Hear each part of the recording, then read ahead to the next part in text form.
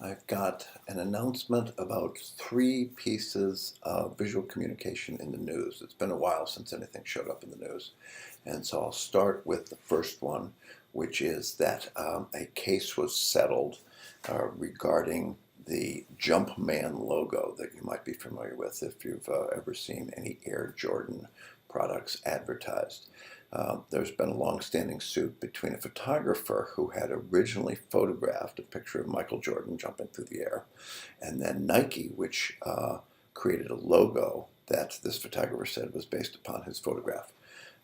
So there's been a long-standing intellectual property suit by the photographer. It was finally decided in favor of Nike. The court decided that although the images were similar, Nike did not, in fact, take the image that the photographer had created. So that was one piece of visual communication in the news. The other one was that I, and possibly you, if you have Facebook, recently was notified about this facial recognition possibility. And they're presenting it as if this is a wonderful thing to have, because now if you show up in photos that you have not been tagged, you'll be informed of that. Also, if somebody was trying to use your image and pretend to be you and it wasn't you, you would find out about that. And then finally, if you were Facebook friends with someone who was visually impaired, that you could use facial recognition technology to somehow communicate what was in an image, even to people who could not see the image. And so there's a link to a news story about that.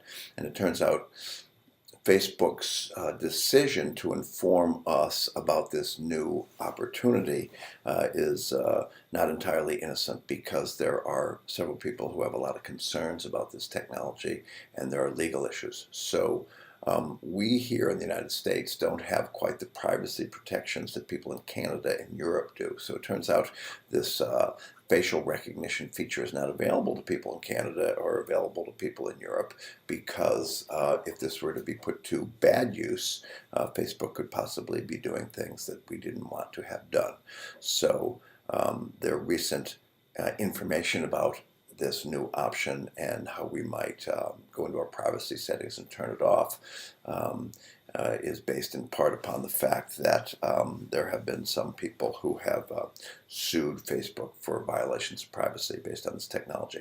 So there's Jumpman, there's the Facebook technology, and there was a third piece of visual communication in the news, which right now is escaping my memory. Hold on a second, I will find it over here. And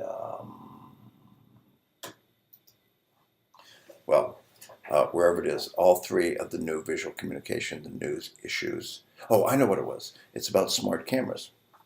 So you may recall Roland Barthes saying that the photograph is a message without a code. As a photographer, I could set the lighting, the shutter speed, the aperture, the focus, a variety of things. But once I click the shutter, I can't make any choices in the picture unless I'm using some sort of trick photography or go in after the fact and use Photoshop editing, etc. Well, there's a recent article, actually it was today's New York Times, about smart cameras. So sure enough, your camera up until now has been dumb.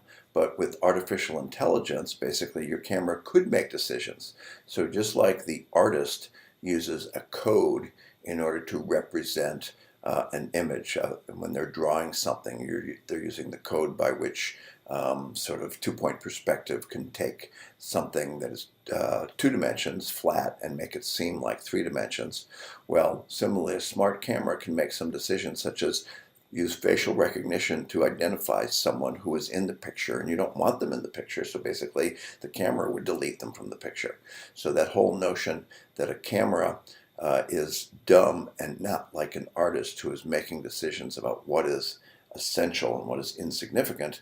With AI now, your camera could have that ability, and so in effect it would not be producing the thing that Bart was talking about, messages without a code. There would be a code. It would use the code of the artificial intelligence to make decisions about what should and should not be in that picture.